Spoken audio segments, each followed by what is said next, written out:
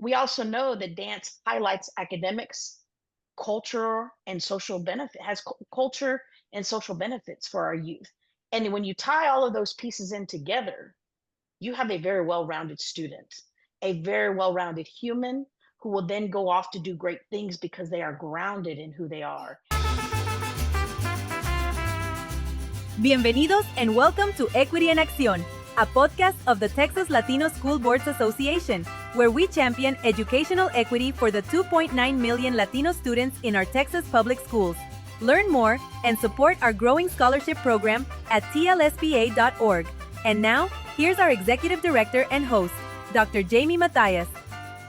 I am Dr. Jamie Mathias, Executive Director of the Texas Latino School Boards Association, and welcome to this episode of Equity en Acción, because equity begins with listening. We have a great episode for you today here at Equity en Acción. But before we start, a bit of history with respect to the journey toward UIL recognition of mariachi here in the state of Texas. Back in 2008, TLSBA Presidente, whom we know of as the Godfather, Luis Q. Reyes III, a longtime trustee on the Seguin ISD, who helped to bring MASBA to birth again in the 1990s, led MASBA as its president and executive director. He and our friends at MASBA began pushing for UIL recognition of mariachi. This was under the leadership of MASBA President Joe Munoz of the Hayes CISD. He reached out to Juan and Belle Ortiz, the mother of mariachi education, the first teacher in the U.S. to offer mariachi in high school for high school credit. Juan also taught the first mariachi course for credit in the U.S. at Texas A&I Kingsville.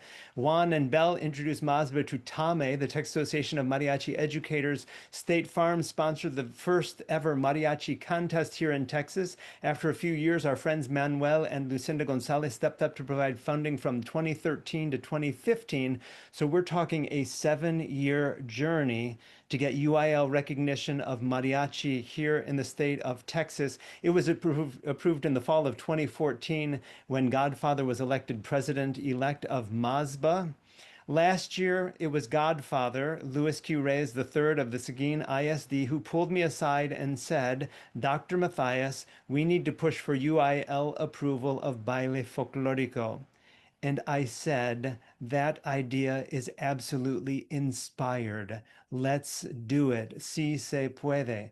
And so we did a bit of research and we found that there are folks throughout Texas who have been hosting an annual Ballet Folklórico competition and who are interested as well in pushing for UIL approval of Ballet Folklórico. I am super impressed with our panelists today. First, let's have them introduce themselves and tell us about their love of and involvement in Ballet Folklórico, both past and present. Welcome, y'all. Hi, my name is Karla Hardaway. I am a Folklórico and drill team director at Creekview High School in Carrollton, Texas.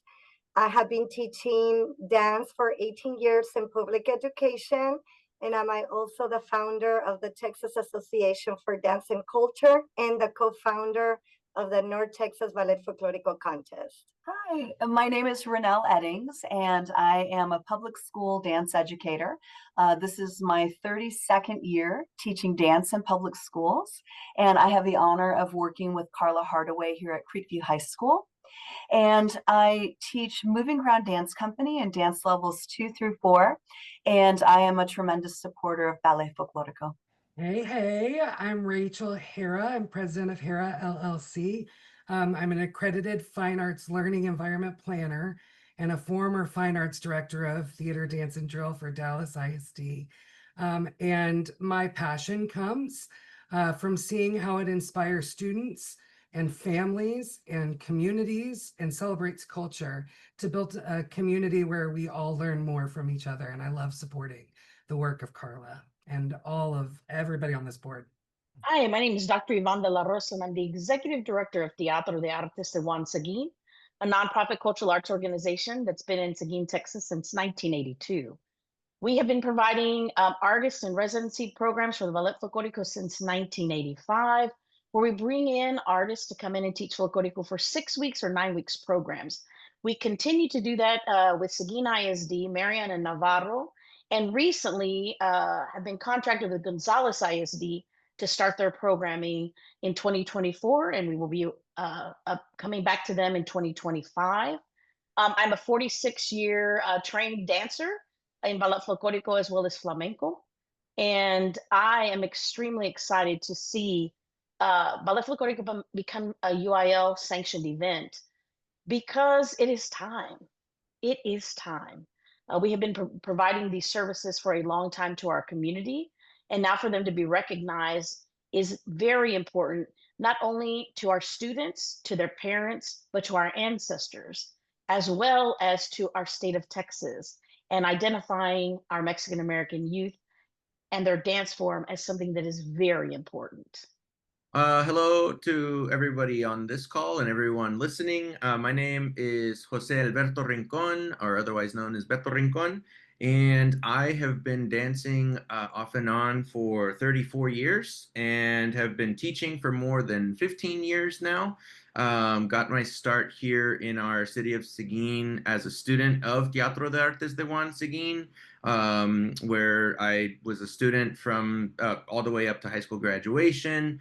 With that organization was given the opportunity to intern, where it was the first opportunity to become a folklorico educator, instructor.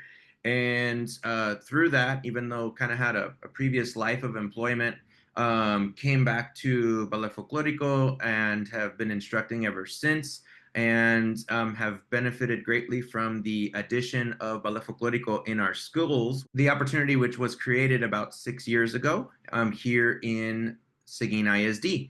And since then, we have created essentially a K through 12 program. I am housed in our high school, Seguin High School, but I also spend my instructional day at both middle schools here in Seguin, where we just this year launched classes for 6th graders. And then in our elementaries, we started out with just myself. I am the sole director of this program.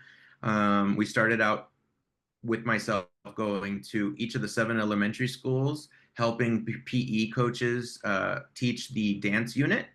And after that sort of ran its course, and I was sort of looking for another way to provide the same high quality instruction, we teamed up with our Texas ACE representative here at Seguin ISD. And for the last, this will be the 3rd year that they have taken over the elementary folklorico instruction through that ACE. I've also taken the opportunity to utilize the ACE classes as an opportunity to sort of replicate what was laid out for me by Teatro all those years ago, with essentially an unofficial internship program where we take the upperclassmen who are showing interest in teaching, asking them if that's something that they'd like to consider, and then we connect them to our local elementary schools. Sometimes it's their very own elementary school that they were students of, or just an elementary school that they would like to teach at, and they teach for the for the spring semester. So they don't do it in the winter, but in the spring they start their classes, and then that all culminates to a showcase where the upperclassmen can show their skills, how they've grown as educators, and then of course as the kids, how they have evolved and grown in learning their dances. Awesome, Beto. Welcome. Glad to have you all with us for this great, robust conversation on Ballet Folklórico. I know that after The Godfather, Louis Q. Reyes III suggested last year that the TLSBA helped to push for UIL recognition of Ballet Folklórico, I was excited beyond excited to meet y'all. In fact, we first came together last year on June the 20th, 2024, just 14 months ago. At that time, the TLSBA had just completed a survey of Ballet Folklórico instructors in our Texas public schools, and y'all were already talking about forming the Texas Association for Dance and Culture. And I see many of you sporting polo shirts with the TADC logo right now. So let's tell us all about the Texas Association for Dance and Culture. Let's look first to the founder, Karla, and then anyone who wants to add comments to that. Karla. Well, actually, the Texas Association for Dance and Culture was inspired by a nonprofit organization that my high school teacher, Diana Elizabeth Gallego, who was my folklorico teacher in high school, she had funded that in 2005. When she retired in 2015, she called me and she's like, I would like for you to have the nonprofit. You should be the executive director. But at that time, I was in the middle of my master's, getting my MFA. It just wasn't the right time. But she closed it. And then when we had the North Texas contest in 2023, there was a group of elementary students who were performing with black socks because they didn't have the funds to have black folklorico shoes. And that, I think I cried the whole day. Like, I was so heartbroken because I was that student when I was in high school. Like, I had to fundraise, and that's why my high school teacher opened her nonprofit. So when I saw that group of students, I called her right away and I said, this is time, let's reopen it. And for 2 years, we tried to reopen it and we just couldn't do it. So we decided to start fresh, get a new EIN number, do all the paperwork, do new bylaws, new mission. And truly, that's how it started, because we wanted to make sure that students who were participating in the North Texas contest had the proper footwear to participate. But from that, it grew into an opportunity to provide professional development programs for educators, for counselors, for mental health workers. We had college professors reach out to us, and just people that have a passion to learn about dance and culture. And this is how it started, and this is where we are. We've only a year old, but we've done a lot of firsts. We had our first Adopt a School program, our first professional development at Texas Women's University, our first high school, North Texas, what's it called, master classes.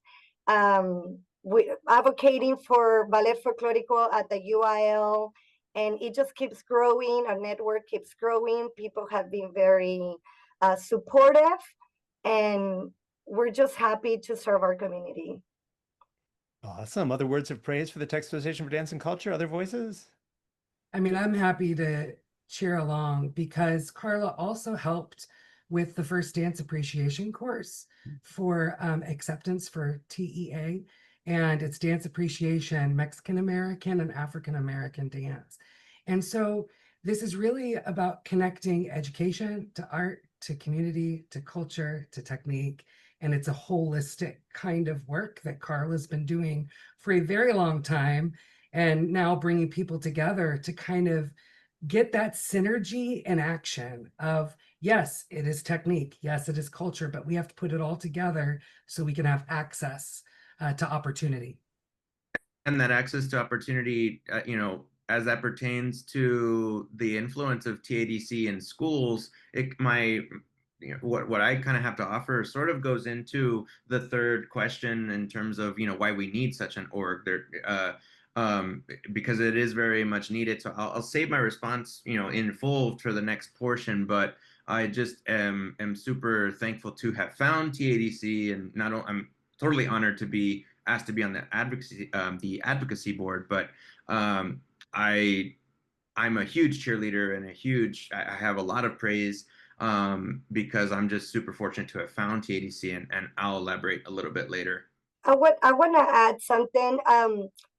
We want the Texas Association for Dance and Culture to be a place where educators are seen and celebrated and empowered, because everybody's already doing a great job all over Texas, but we're almost like in our own little islands. So we want TADC to find those educators and celebrate them and just connect, because together we're better, because we're already doing everything. It's just bigger when we get together, working as one. La unión hace la fuerza, ¿verdad? Yes. There are other dance organizations, as Beto had suggested. For instance, there's the TDEA, the Texas Dance Educators Association. There's the ANGF, the Asociación Nacional de Grupos Folclóricos. Tell us what makes the Texas Association for Dance and Culture unique, and why do we need the Texas Association for Dance and Culture? Who'd like to jump in? So I will speak only to ANGF because that's the organization out of the two that I'm a member of. A member and also served on their board of directors as the Southern rep last year. And so I love that organization. Unfortunately, I was really bummed I couldn't make the conference this past summer in El Paso. It was local, but I just couldn't make it. But that it is predominantly it is a conference. It's a 10-day conference that takes place. And they have a wonderful board who works very well together to create an amazing 10-day conference that takes a lot of legwork, a lot of foresight, a lot of logistical synergy, everything just working together. It takes a lot. The key difference is that it is a national organization. It is a 10-day conference, so there's not a lot of year-round programming. It all culminates to July. Everyone shows up. It's a wonderful reunion. It also provides some amazing professional development for teachers, as well as an opportunity for more instruction from instructors of Mexico for the students as well. So it does a wonderful job of that.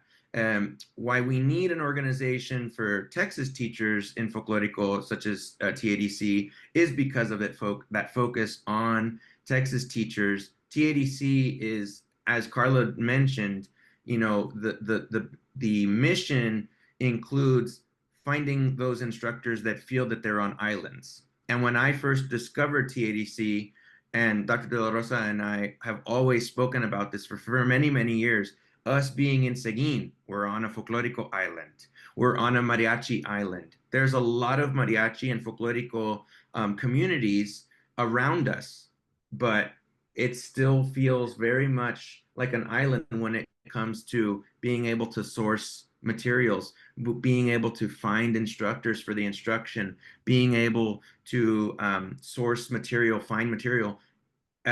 We can attest is very difficult for us. So we have to use those national organizations, such as I have, to find those Mexican instructors, right? I have to go to that national organization, but TADC provides those kinds of opportunities locally. And so it's just a very needed organization for that reason. There's other organizations doing great work, but these folks focus on us. They focus on us with all of our challenges, and there's a lot of them.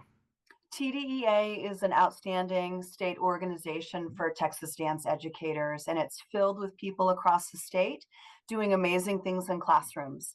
And what they do particularly well and what they are very gifted at is focusing on entertainment dance, spirit-based dance. Very popular, very beautiful, hats and boots, a great part of Texas culture. And they're wonderful at it. And the other forms of dance are there, and they address those things through their teacher education and through their student opportunities. But the focus is very heavily on drill team, and that's wonderful. It's a very important part of our culture. But there's more.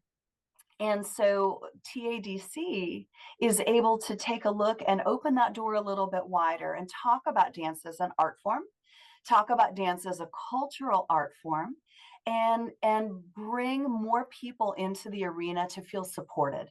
So that piece of it is critical, especially for someone like me. I'm not teaching drill team. I support my drill team. I support Karla in the drill team, but my students are artists in a different capacity. And so it's important to be able to have other supporters who are there to guide you along the way, to mentor you. And I think ultimately one of the goals of TADC is that continuous teacher education, that teachers are supported throughout the breadth and width of their dancing careers, and that it's not short-lived, but it's something that they can do throughout their entire lives. And so the teacher support, but also being able to see other dancers who maybe aren't in the sequins, okay? They're in cultural costumes and they're in expressive costumes. And those dancers have something really important to say. And those teachers are leading their students in the right direction. And so, you know, it can be a hand-in-hand thing. Dance has many different viewpoints, many genres, many techniques, and we want to be able to appreciate all of them, if that makes sense. So this is just another voice. Tremendous. Both Beto and Ronelle had talked about islands. Many of us who are here in Texas didn't know that we have so many islands, but within the world of Ballet Folklórico, it sounds like that traditionally, you know, folks have had programs in different places. We're going off script here, but can you talk about what that means? Some of you are coming to us from North Texas, others of you from Central Texas. Did you have relationships, say, with one another prior to this hashtag journey toward UIL Ballet Folklórico, and or, you know, what has it been like forging new relationships in this world of Ballet Folklórico? You know, I grew up well, I'm from Mexico, so I was 13 when I moved to the United States, and my first exposure to dance in high school was modern dance as a ninth grader. And I just fell in love with it. I never done modern dance in my whole life. And then from there, we were learning ballroom dance, and then folklorico dance, and then tap dance and jazz. And I was exposed to all these forms of dance for free.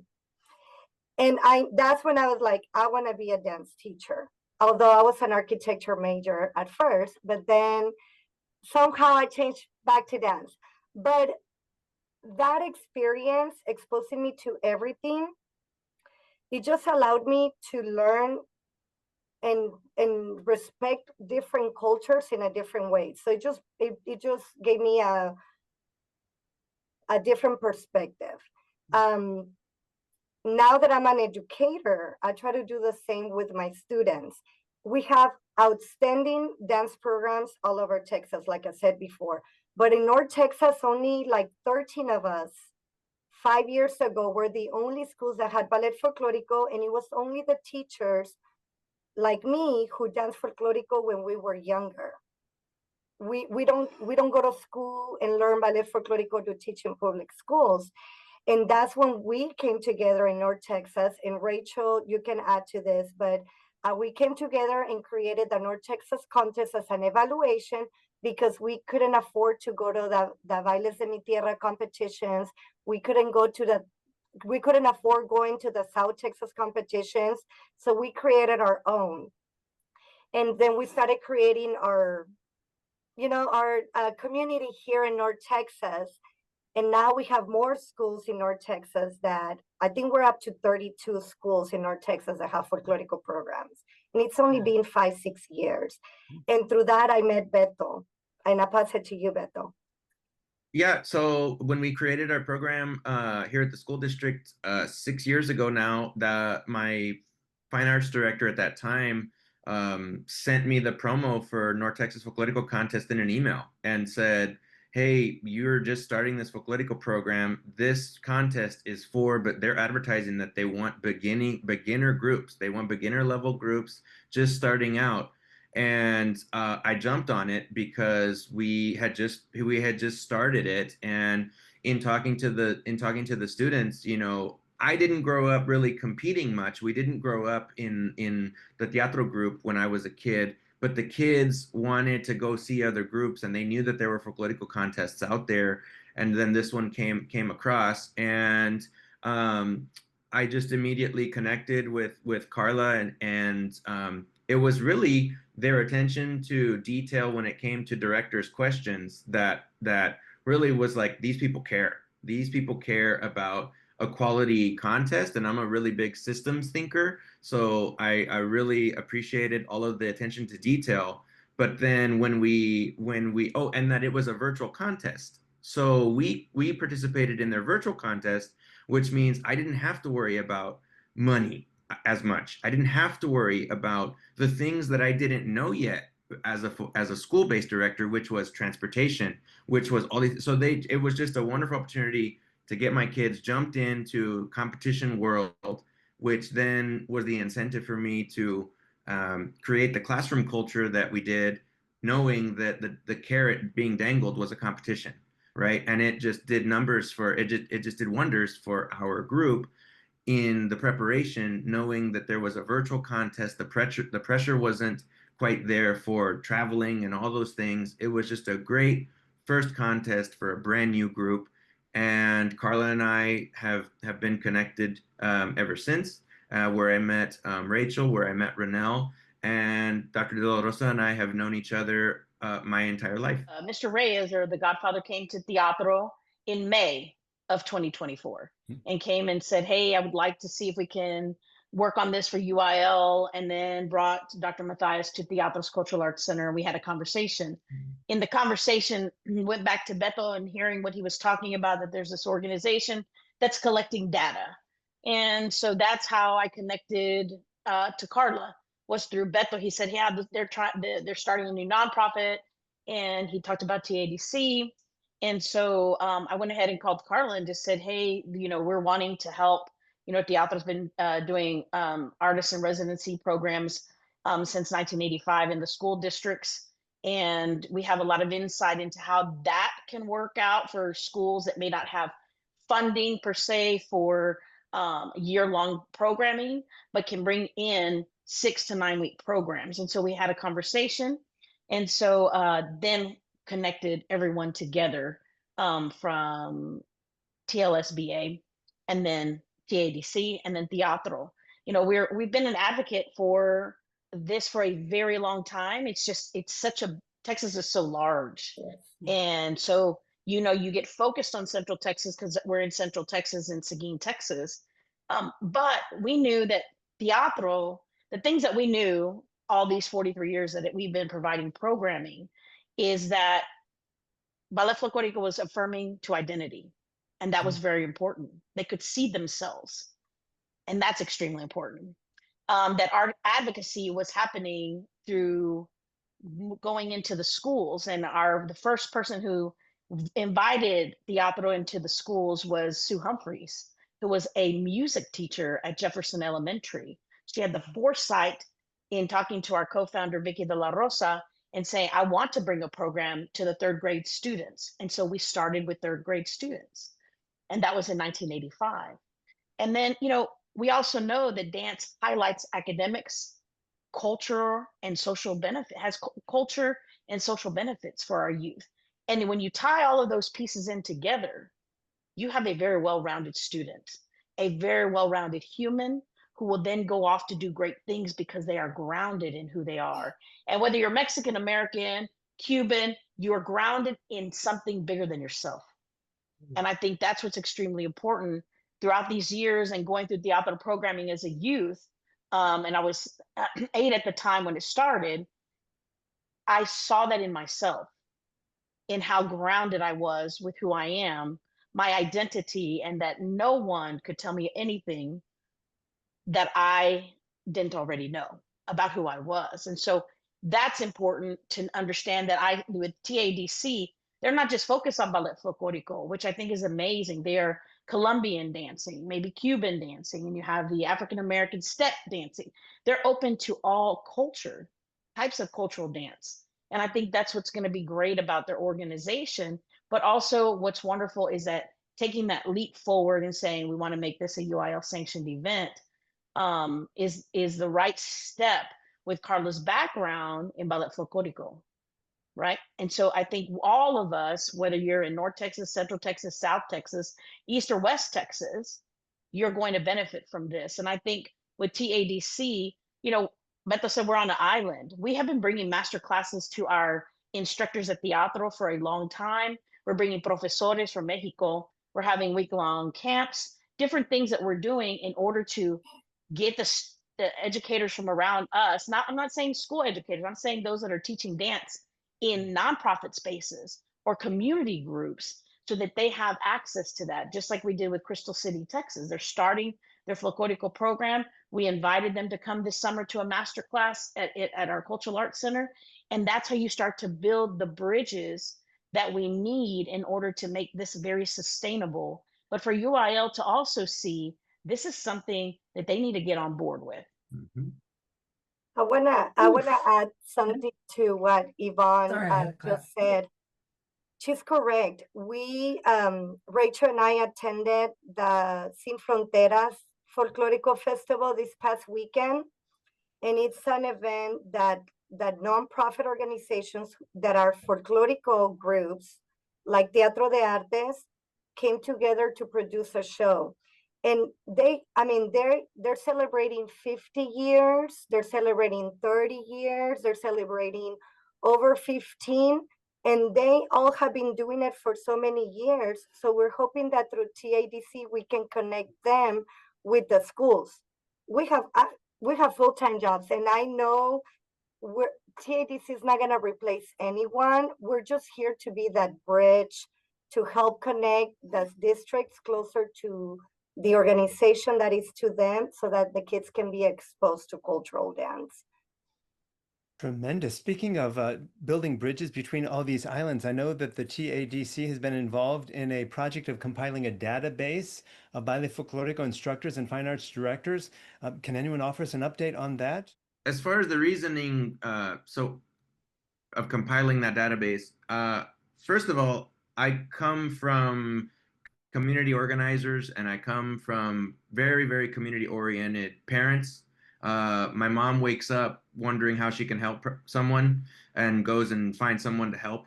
And my father had a long history of social organizing, community organizing, being very involved in local politics. He was on the Teatro board for many years. President at one time, right, Dr. De La Rosa? Yes, so served as president of that board. And so community and unification around a cause is always something that I literally grew up seeing and feeling and breathing through my parents. So when I got the opportunity to be the director of basically K through 12 folklorico programming at Seguin ISD, again, not to just continue to repeat this, but knowing that I knew that there were people out there doing this work, but also knowing that folklorico instruction across our state looks very different across the state based on community size, based on income, based on resources of the school, based on facilities, based on support, political climates, all of those things. And I knew that I wanted to, the database revolves around what are other people doing? How do other organizations, how do other school districts have folklorico in their schools? This is a very simple question. How do they function? How do they operate? And it helped inform how we're doing it here in Seguin ISD. Absolutely. The artists in education programs at Teatro also helped, frame it for me. And I served as an artist in education. So using that up with Teatro, and so using that knowledge helped form the structure that we do things in the school district. But I just wanted to connect with as many educators, knowing that I'm very privileged to be from a community that has a Teatro. But what about those folklorico educators in their schools that don't have a Teatro? They don't have that strong partner, right? They're going to have to work 15 times as hard. And if I can be someone who's seeking out information, but also having a lot of experience myself, then that starts that. And we do that over and over and over and over again, seeking out more instructors and more fine arts directors. The fine arts directors are very important to the whole mixed bag because of their level of expertise on a from a director's perspective, right? A broader perspective with their own expertises, but also they're the direct line to our school district admins. They're our direct line to our campus administration, to our district administration, and we absolutely need more and more and more of them on board to help us through strengthening folklorico programs in our schools. And so that's why that was basically the impetus for creating the database. And then I sort of told Karla and TADC, okay, I don't know, well, I do know why. I created this thing and we can use this to connect. And then it's been doing that ever since. And one thing that we learned through the database too is that we like Beto said, folklorico is happening everywhere in different ways. So you have from pre-K all the way to 12th grade. And also it's either the dance teacher or the Spanish teacher or the ESL teacher. And some schools just have an after school program and it's the sponsor or the secretary. And we found that there are towns in Texas where their only form of dance in that school is Ballet Folklórico. And those are the people that we're connecting with. This episode of Equity en Acción is sponsored by Pope Audit Group. I love Pope Audit Group. They assist Texas school districts with the filing of TVAs, property tax valuation audits, bringing millions of dollars to Texas public school districts. Dr. Missy Pope has been filing TVAs since their creation by legislative mandate. She is experienced, she has personality in spades, and she has surrounded herself with some really solid, ethical folks. Unlike other firms that sign up districts then fail to file TVAs, Dr. Pope is on top of her game and is ready to file TVAs for your district various times each year to ensure that no money is left on the table. Best of all, Pope Audit Group is the best value provider in the TVA space. If any TVA vendor tells you that they can get more money than other firms through their filing of a TVA for your district, they're not telling the truth. The only difference is the cost charged by TVA providers. If you're a public school CFO, contact Pope Audit Group today through the contact form at popeauditgroupllc.com. If you're a superintendent or school board member, ask your CFO who is currently filing your district's TVAs and when your district will be going out to bid again for TVA services. Pope Audit Group will provide the best value for your district, likely saving you a lot of money.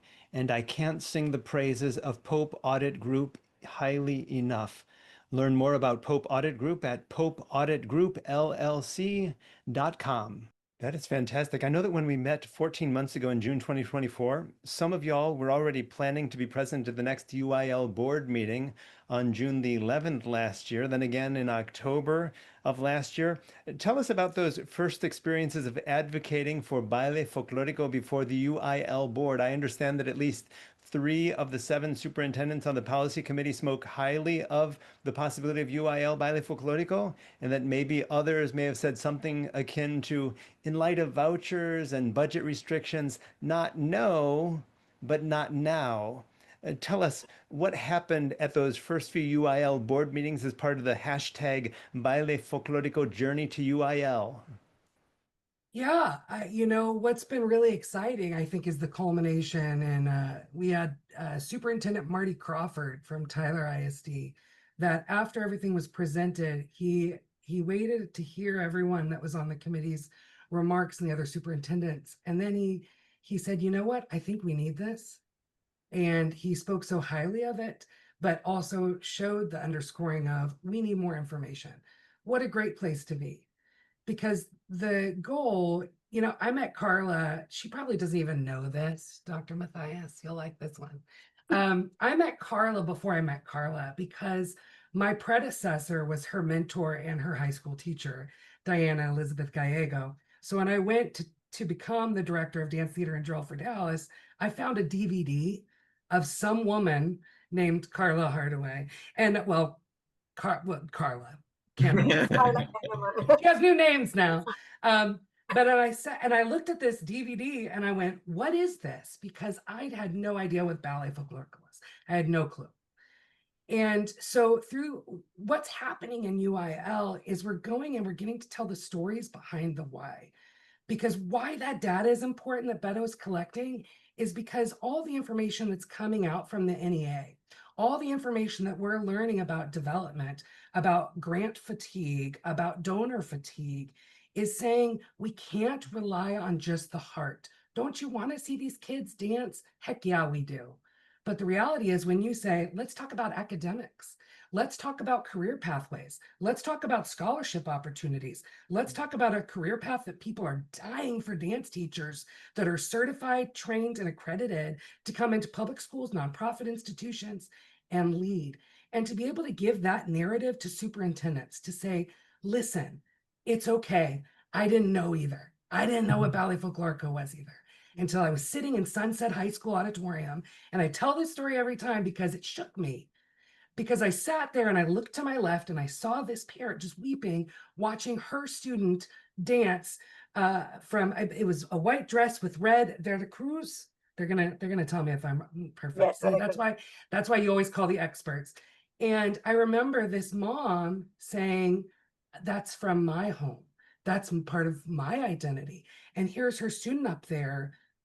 And there was this connection that all of a sudden, this parent felt welcomed. This parent felt a part of the school. This parent felt value to be there, both received and given.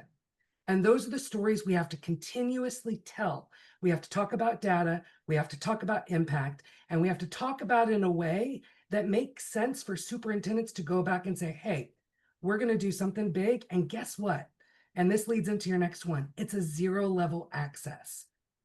0 level. What that means is you don't have to know what Ballet Folklórico is. You don't have to know how to do a single thing. You do not have to wear a complete thousands of dollars costume. You can come as you are, where you are, and TADC provides a platform for students, adults like me, with classes with Karla to be able to go and experience something they've never done before. And it's wildly important. Other stories of the hashtag Ballet Folklórico Journey to UIL. How has that experience been for some of y'all, Karla? I was going to say that hashtag was actually initiated by our students in the North Texas Ballet Folklórico contest. And that was a student initiation hashtag. We, as directors, we felt excited and proud because they're paying attention to what we're doing. I mean, they watch us going to Austin, they hear the stories, they're like all ready for us to be like, okay, let's go in full costume. They're like ready to do everything. But going to UIL the first time, our goal was just to introduce the North Texas contest and just to allow the UIL to understand that there is a lot of different forms of dance. The dance is not a one discipline fits all art form, that if they're gonna be including dance evaluations or dance assessments or dance competitions at a UIL level, we're asking them to please pay attention of what's happening and who's adjudicating, because we wanna make sure that if dance is gonna become a part of UIL, then it needs to be classified just like music is. Music has the music umbrella, and then you have marching band and concert band and mariachi and all the different jazz band, all the different forms of dance. So what initiated as let's just introduce the North Texas contest. Now it's like, hey, we're being serious. The numbers are growing. We're providing you the data. This is how much it can cost the district to start a program in your school. These kids are ready. These teachers are ready. These sponsors are ready. You just need to provide the platform and make it available under dance. We don't need to be under academics. We don't need to be under music. They need to create a dance category where all the forms of dance need to be under that. And in the last UIL meeting, and you guys can Rachel, I think, and Ronelle, you guys were there.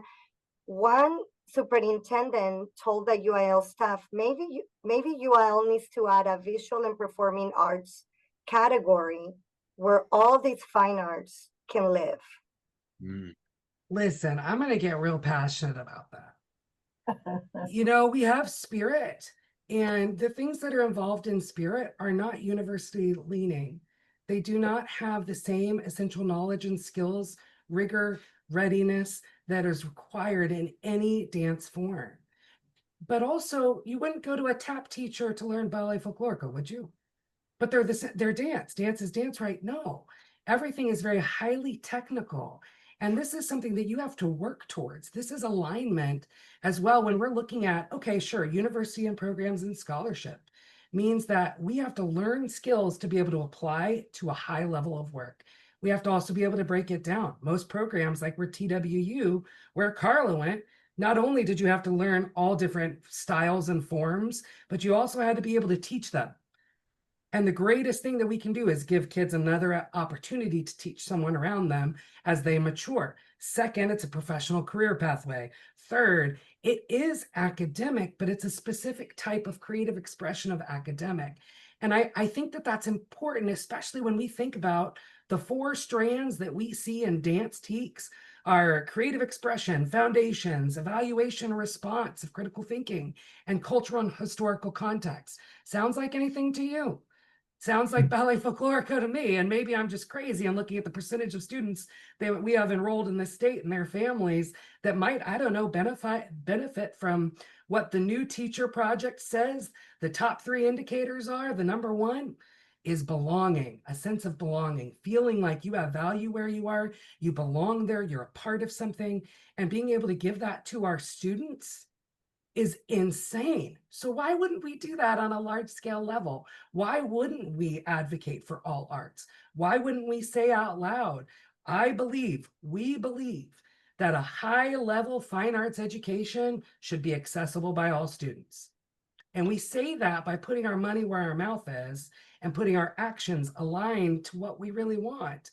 Because if we don't, then sometimes it feels like, and I like a good feel word or a perspective word, it feels like there are some that have, some that have not, some that have value, some that have not, some that have place, and some that are refused. And so when we have these conversations about this big umbrella, it means that you're saying what we like to say in theater a lot. Yes, and we want you here, we value here, and also we want to prepare our students in Texas for excellence in whatever path they choose as a career. I believe that's why we all got into education in the first place. And it seems like that kind of grounding would behoove all of us to move forward with excellence. Ooh, I'm going to get off that soapbox right now, Dr. Matthias. It's hard.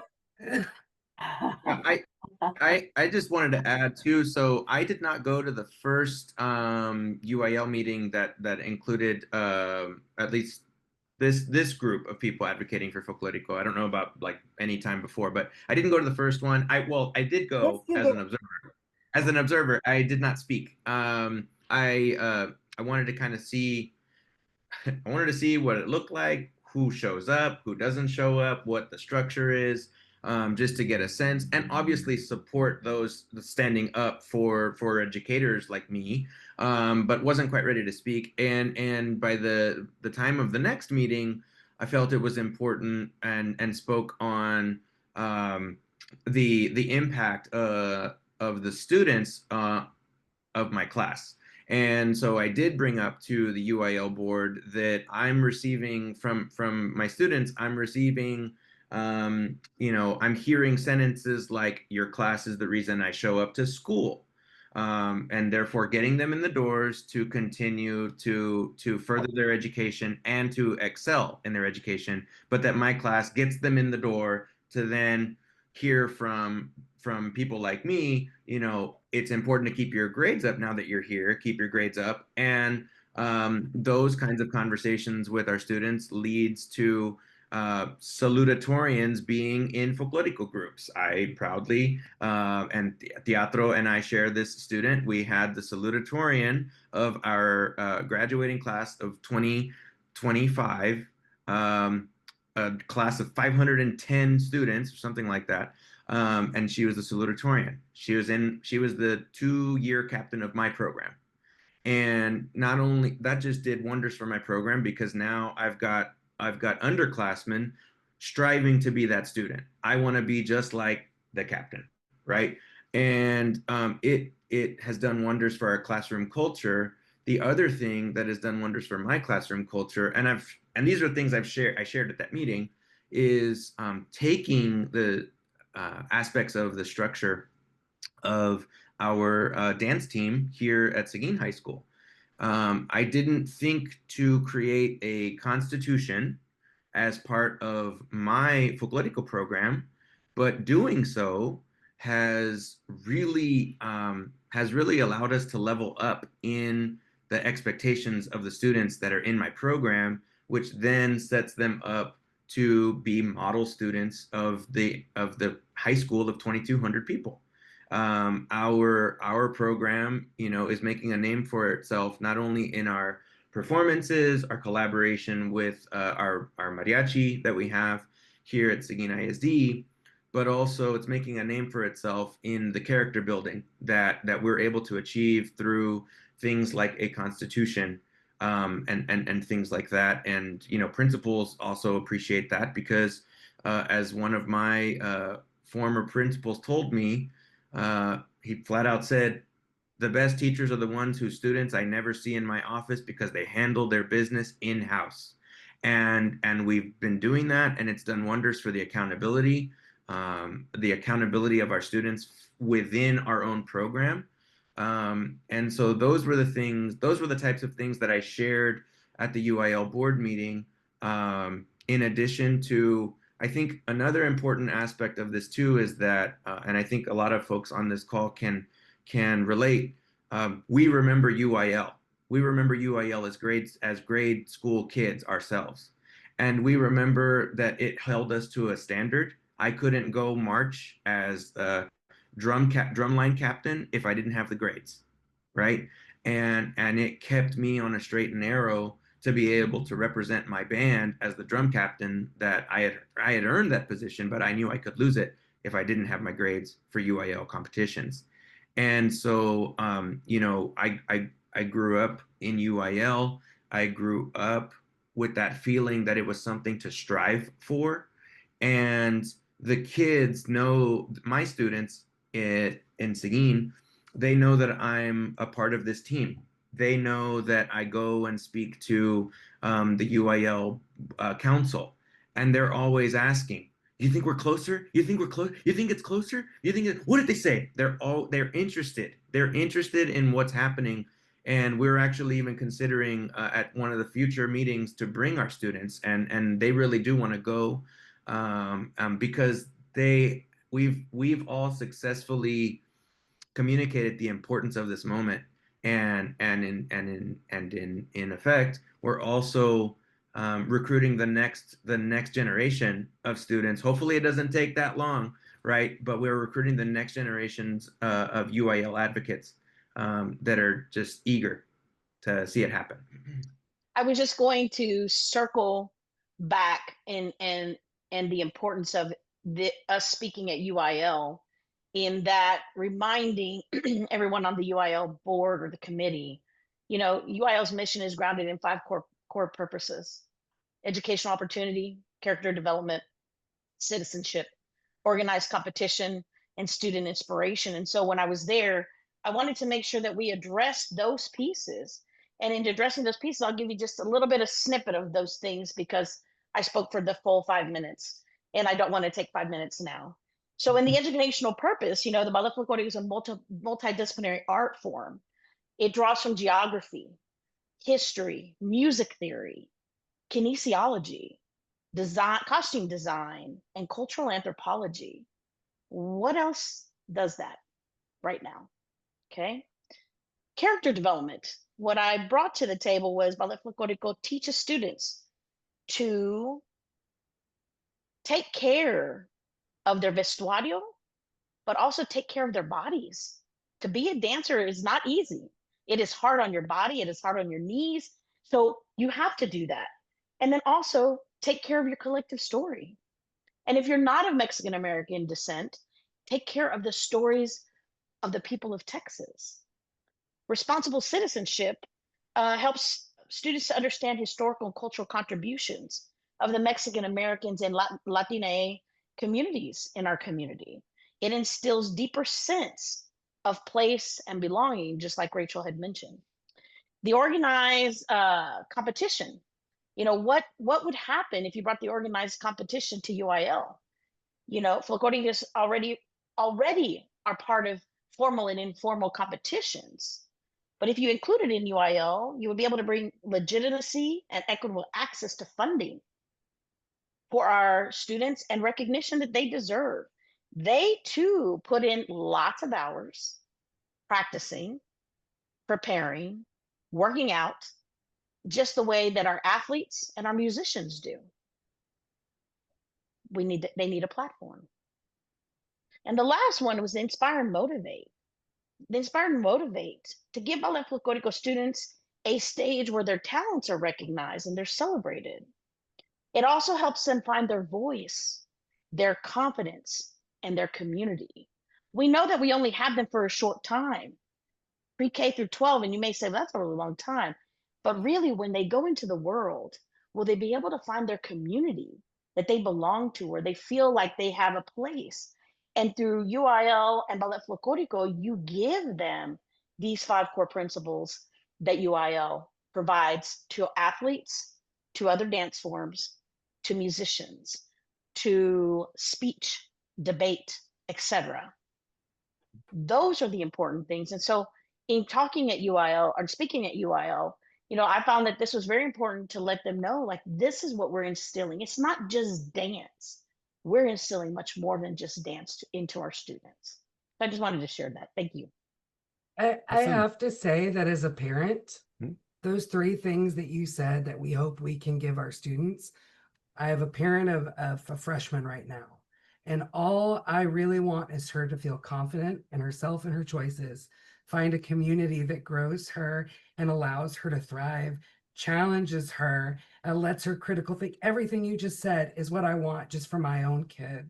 And so if we think in a real way, when we want that for all of our kids to be confident and sure of themselves and to speak with power behind their words and to know who they are and who stands beside them, my goodness, if all of our students had that kind of access and that kind of accountability and care, could you imagine what we could accomplish and what they could become possible?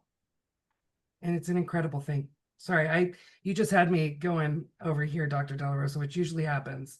All those weird sounds I make, it's usually she's saying something brilliant. So everybody listen up.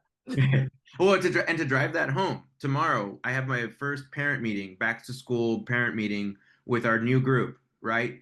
And it's an exciting moment for me because I do get to share that long constitution with everybody, and that's the boring part. But the other part is that at the end of the meeting, I get the Rachels that look at their kid and they're like, oh, this is going to be good. This is going to be good. I tell those stories about my students who were in my program and fought homelessness and came to school for my class, right? I tell those stories that these are the students that are in our program, and that they have found community through our program, and that I'm just so thankful that they're there. Right. And it's for those reasons. And so I have my parent meeting tomorrow, and it's going to be, those things are going to happen. Those connections are going to be made. I've already, talked to a few of those parents, and they're just like, I'm glad my kid wants to do this, because I've done a pretty good job of explaining the benefits to their students or to the parents. And by the end of the year, they feel it, right? They feel the impact that it has had on their family, as well as the student. It goes well beyond the student. I've made a lot of connections with parents, that has actually been the impetus for creating a booster club. In the first 6 years, we've already created a booster club, because those parents just want to be involved on a deeper level in our program, and I'm thankful for that. I just want to share that. One day when Ballet Folklórico is a UIL approved event here in the state of Texas, when we are writing the history of the hashtag Ballet Folklórico Journey to UIL, one important event as part of that journey, we will say, was the North Texas Ballet Folklórico contest. I was excited to fly up to Dallas earlier this year for the North Texas Ballet Folklórico contest. Tell us about that event and its importance in this hashtag Ballet Folklórico Journey to UIL. The North Texas Ballet Folklórico contest was created in 2019 by 18 folklorico educators, fine arts directors, and cultural advocates from North Texas, where we just wanted to create an event for the schools that have a folklorico program in North Texas, since we couldn't travel or had the funding to travel to other competitions in Central and South Texas. We decided we had the opportunity to open the contest to private groups, but we decided to keep it just for private and public schools only, since those are the ones that we wanted the students to find a community where they were at the same technical level, that could grow together, and that knowing in the future that we wanted to go to UIL, we just felt like it was the right thing to do. It started in 2019, then COVID happened. So while COVID, we were trying to figure out what was going to happen with the pandemic, we continued planning, and Rachel can add to this. We had the floor plans, everything, all the rules, regulations. We were so ready to come back to school in 2020 and go and continue with our plans with the contest. Since there was still a lot of restrictions when we were back in schools, we decided to do it virtually. And that's when it was open to other schools out of North Texas, where we met Beto and other schools from Houston and South Texas schools. When we were able to host it in person, then little by little, we've been seeing the growth in programs. Now, what started as a one-day competition, now it has turned into a two-day competition. On one day, we're gonna have elementary and middle school. And on the second day, we're gonna have high school, non-varsity and varsity level. We're gonna continue our virtual contest, and we're currently working with Seguin High School to bring the Central Texas. And then we're also currently hoping to add the South Texas this next school year. There was this young man, I remember one of the first, it was, I think, one of Ricky's boy. This child, when I say he walked on the stage and you thought, oh, this is going to be cute. And I want to say that because he was an elementary school child. And you thought, oh, this is going to be cute. They're going to dance. And it's going to be like, oh, this child could dance. And when I say all of a sudden, he just took this breath and started performing for the entire audience of a theater, of a professional theater on a professional stage. It was mind-blowing because you had no question in your mind what this child knew what they could do at an elementary level. When we talk about confidence, I'm just going to bring that right on back, because the fact that he could go and fill up with stage presence, and I mean, it was incredible watching this happen. And then even, my colleague Luz, who brings probably one of the reasons for me why this is so important, is she said something sometimes when we talk about access to opportunity. And she says, Rachel, you have to remember that sometimes you don't know you're possible unless you see somebody else that lets you know you're possible, that looks like you or has your same story or has your same struggles and makes your same kind of choices. And if you don't have that person in front of you, then it is not possible. And she shared something that she also works, she's my colleague at the company and literally my right hand in my brain. But she said when she saw it, one of her big moments that I want to share is this group of adults that came that were senior citizens, and there was this whole group. And she said, Rachel, it moved me to tears to see people celebrating in community together, no matter what your age is, no matter what your access level is, no matter what you know or don't know, that you can come together and you can celebrate in movement. It was just such a beautiful takeaway for what can happen in a community that's already been happening. It's just like when you've got these little quilt squares, I think, and you've got Seguin, and you've got these great companies, 1985, y'all. I just want to shout that out. And you have all these quilt squares, and you go, oh, if we start connecting them together, then all of a sudden we start covering and covering and covering, and then there are no gaps. Because what those gaps aren't just coverage areas, they're arts deserts for opportunity for kids. And so I think that that's kind of that moment of this quilt of people coming together that Luz saw, that I saw and witnessed. It's just absolutely incredible. And it's a gift to North Texas, I really think. And we're extremely thankful because when we first created the contest, Rachel connected us with AT&T Performing Arts Center, Adam Garrison, and we made the proposal to them like, hey, we created this, we're looking for a venue or someone that would believe in our project.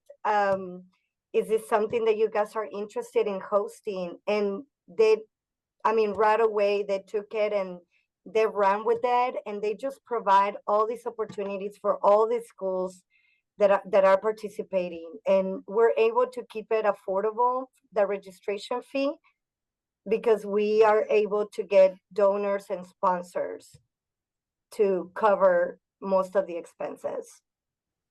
Shout out to APAC. Also, I know this is going to be a sensitive issue, what I'm about to say. Are you ready, Dr. Matthias? We are ready. Bring it on. This is not a DEI issue or initiative. This is about what we ask every single child when they are little. What do you want to be when you grow up? What do you love doing? What would you like to do? It's literally just access for every other career that a child can go through. And that's really important to say, because sometimes we want to say, oh, it's cultural, so it's othering. My 14-year-old went to the workshop with her blue eyes and blonde hair and freckled face. And she didn't walk in going, I have part Mexican-American culture inside of me. She walked in knowing, I don't know this culture. I don't know this background. I don't know this movement, but I want to learn. And being able to go in with that kind of attitude meant that it wasn't about, oh, you don't know this, sit to the side. It was about curiosity. We know one thing for sure and certain with our students right now, and this is across the United States, we are struggling in critical thinking and curiosity. And so for us to be able to not only say, what do you want to do, but then say, what if we have a pathway where you can learn more about that? And what if you can become technical and you can learn even more? And what if you could teach it? Then all of a sudden, what we're doing is what Luz talks about all the time. We're providing not only the access in form of, here's somebody who emulates some part of me that I need confirmation can happen, but also we're regrowing our community and our teachers, which guess what, everybody, we need desperately. And there are jobs constantly with fine arts directors saying, do you know anybody who can teach? Do you know anybody who's got Ballet Folklórico? I'm dying and I want them. It's an incredible, incredible experience, but we have to remember at the core of it, it is literally about access to their own possibility, community, and technique. I had to say it. Well, and it's also part of the TEACs. Like every dance educator in Texas should be able to teach dance fundamentals, all styles of dance. And folklorico is just another style of dance, just like drill team and jazz and tap and modern. And it is part of our curriculum that as dance educators, we need to be able to provide in our schools. And I would like to add to that, that something really special about this contest is the judges. The judges are all professionals and specialists, and they understand what they're looking at. They teach it, they perform it. And so when they're looking at these students, they see them not only for the skill set they have, but also for the possibilities.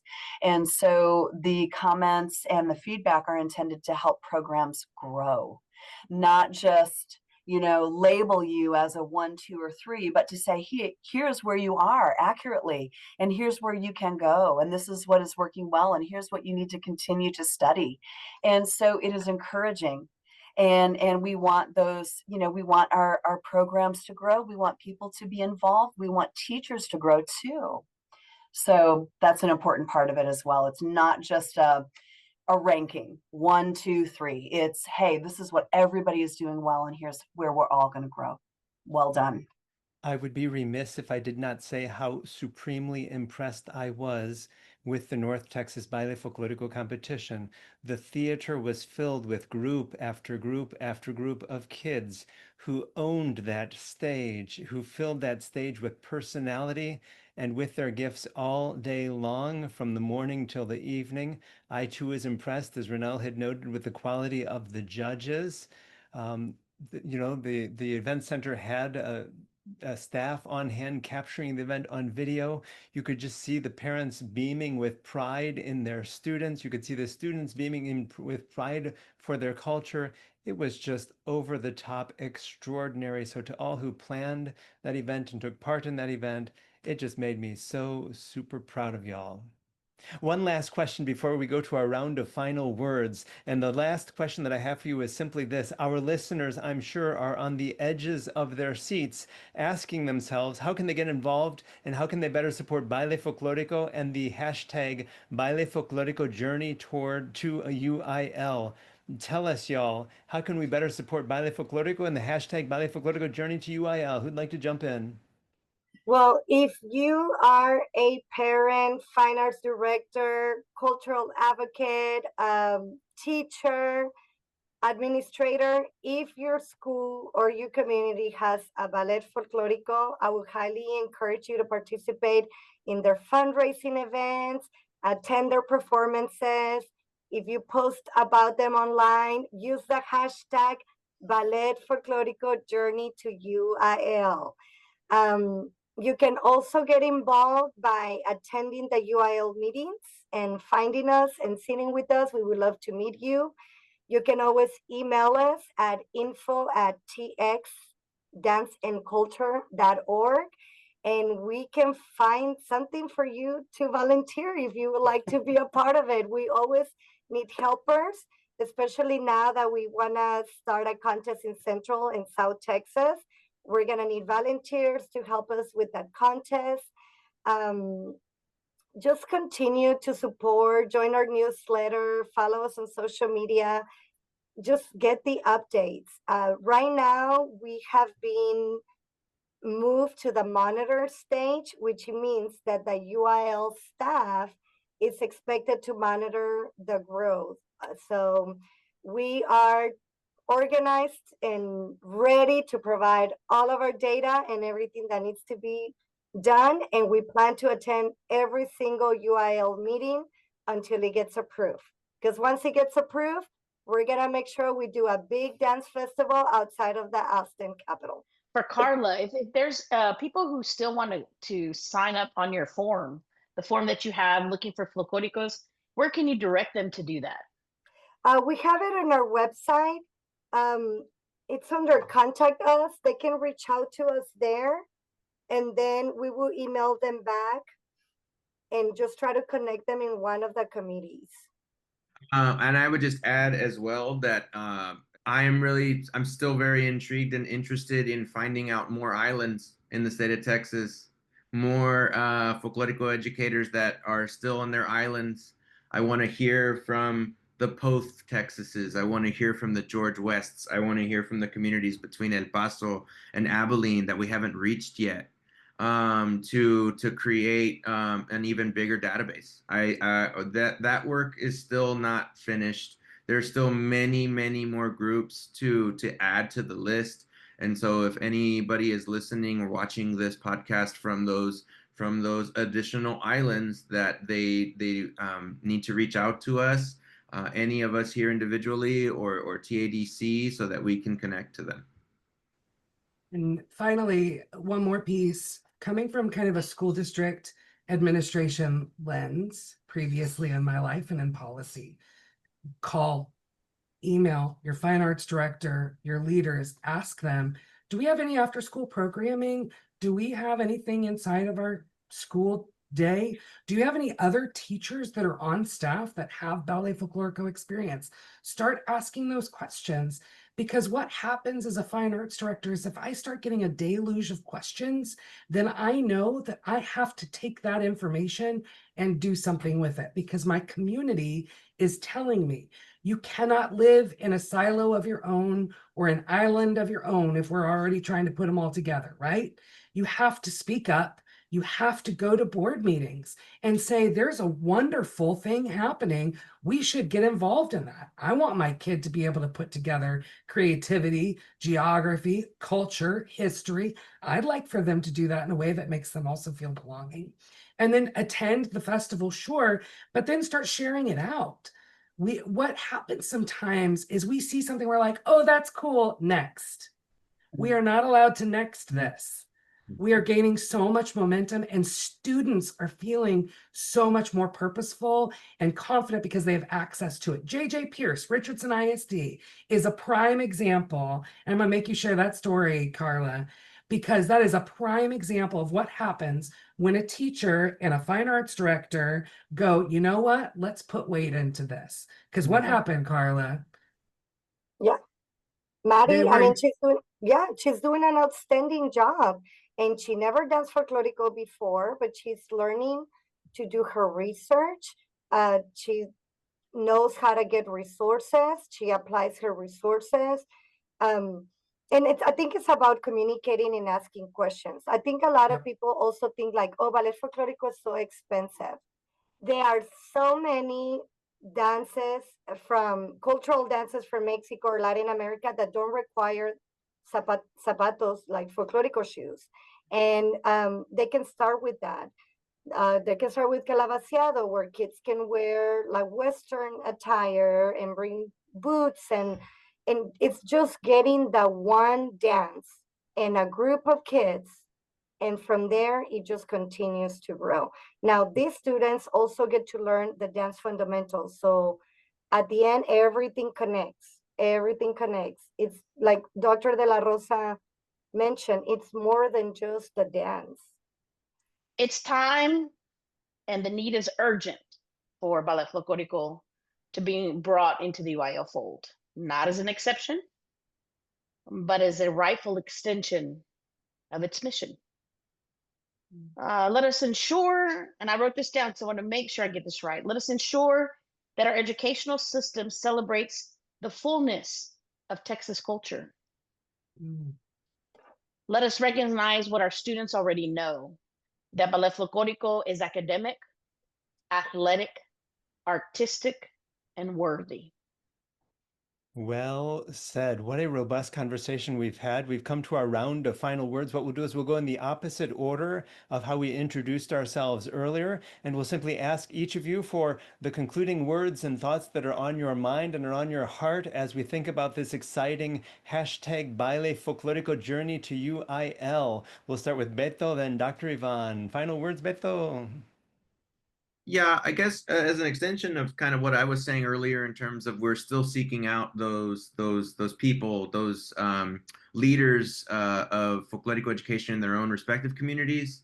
I just want to make sure that we find those people that feel like they are up against a wall trying to provide quality ballet folklorico education in their communities. Those people that struggle to find adequate space within their school building. Find those people that don't feel supported by fine arts directors, by school board, by the community, but that the kids tell them, no, we want this, right, to keep going. I want those people to keep going. And I